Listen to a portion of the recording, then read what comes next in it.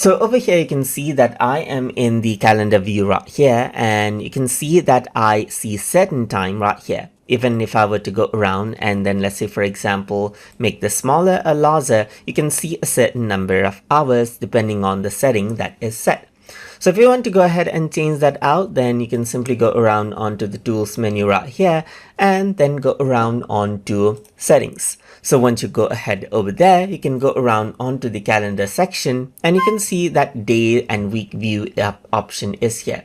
Let me just go around and dismiss this reminder that I have right here.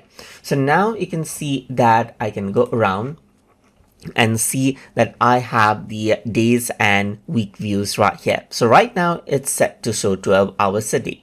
But if I were to go around and set it to 4 hours, then now you can see that it actually sets it out to 4 hours right here. Then you can see that you can also set the start time and end time of the day. For example, right now it's set to 4, so it's grayed out until 3, and then it's whited out after 4, as you can see right here. Similarly, you can see the end time right here as well. So let's say, for example, I'm going to set the start date, this day start at 6 and then the night at 8 right here. Then accordingly, what happens is that it'll set it out to 6 till 8 right here.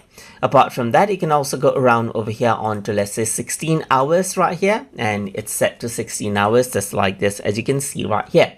So that is how you can go ahead and then set out work weeks as you that is, you can set out, let's say, for example, day and week views as you like inside of Thunderbird. So I hope you guys learned something as always. And as always, please like, comment, share, and subscribe.